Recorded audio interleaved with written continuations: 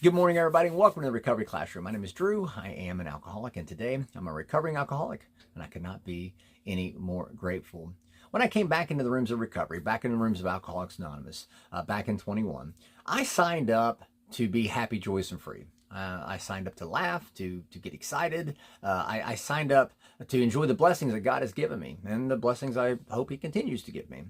For the record, I didn't sign anything. Okay, there's no membership form, nothing like that. But I wanted, I wanted to be happy, right? That's why we're getting clean and sober. We want to be able to enjoy our lives. And I think this is something that we don't talk enough about, especially in early sobriety. I think it's something, matter of fact, it's easily overlooked whenever you're in early sobriety. But there's an excitement. I want to talk about excitement. See, when I came back into the rooms, I saw people who were excited at having a second chance at life. These people were excited that they were able to, ignore the past, move on, leave the past in the past, and focus on today and live for today. I couldn't understand that. That was a foreign concept to me. How could you be so excited and be sober? When I first came back in the rooms, I couldn't do that math in my head, right? And then on top of that, me myself, while these people are over here excited, I'm straight and narrow. I've got to listen to what this guy says, got to do what they're telling me to do. I got to write this down, got to do this over here, et cetera, et cetera. But I saw these people excited, and it appealed to me. It attracted me. They must know something I don't. And I remember thinking, I thought it was bullshit. You can't be that happy and be that excited about living without a drink.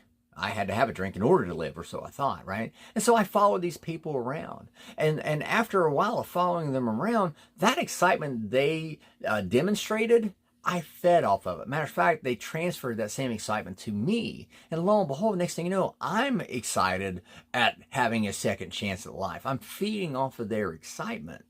Right? I know in earlier sobriety, it's easier for us to sit there and criticize ourselves.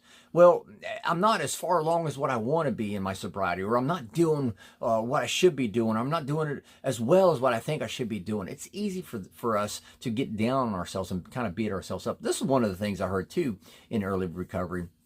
Other people are going to notice the changes long before we ever notice the change. So while I may be sitting there criticizing, well, I'm not as far along, other people are going to see that change. They are. And I remember people telling me, hey, we're already noticing things. Keep it up.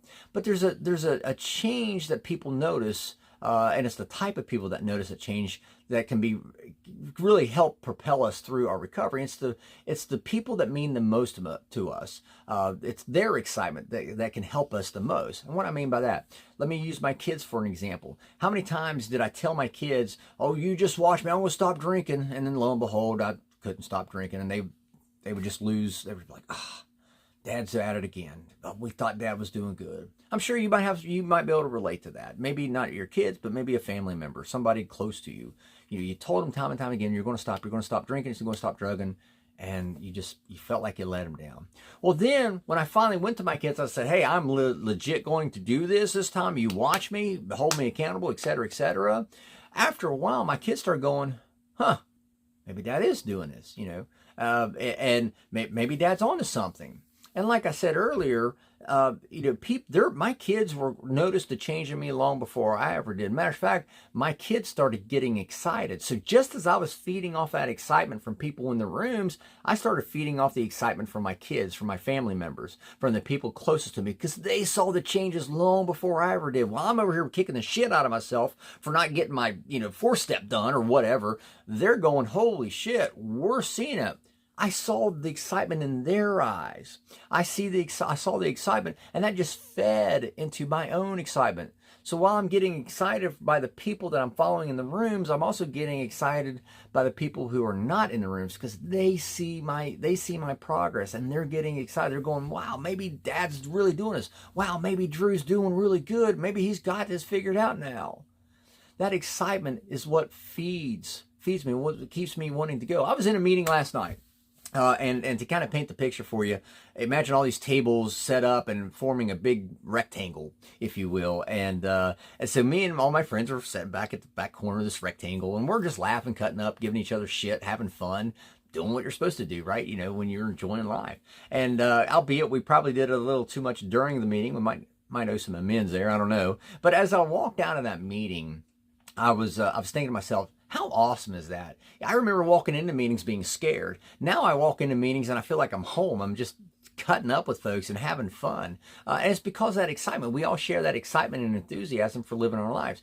Matter of fact, in that very meeting last night, there were some folks from the treatment center that we visit, that we frequent twice a week. And one of them was talking to me afterwards and saying, hey, when you guys come in, we're excited. We're excited. And at the end of the day, people are feeding off that excitement that we bring into the treatment facility. I fed off the excitement from that group of guys I followed around night after night. I fed off the excitement from the people closest to me whenever they saw me making progress that I didn't think I was making. And I feed off the excitement of the newcomers. That's why I love going into the treatment facility, because I get to meet people and see them when they first come in, and I get to see them walk out that door a changed person. I get to see that light come back on in their eyes. And to me, that's the most exciting thing of all, is being able to watch people transform their lives and change their lives for the better right in front of my very own eyes. That's you can't put a price tag on that excitement. I want to encourage you, find a group of people that excite you, that fire you up, that get that and even if you question them, I questioned that group when I first walked in. I met those guys. I was like, this is bullshit. If you find a group of people that are like that, follow them around. Do what I did. That's exactly what I did. I followed them around because I thought it was bullshit. Lo and behold, I didn't realize it, but they were feeding that excitement to me. I mentioned last week, and I'll close with this. I mentioned last week about filling up your spiritual cup. One of the things that I was getting that my cup was getting filled up with was that excitement. They were thankful that they had another opportunity at life, and so was I. So am I should say. So with that being said, I'll let you guys go. Thank you guys for letting me come in and share 5 to 10 minutes of your day with you. You guys absolutely keep me sober, and I could not be any more appreciative. If there's a topic you'd like to hear discussed, feel free to drop it into an email to me, Drew, D-R-E-W, at recoveryclassroom.org. I'll take a look at it, see what we can do. We'll be talking again soon. Remember, guys, you can't get drunk if you don't take that first drink.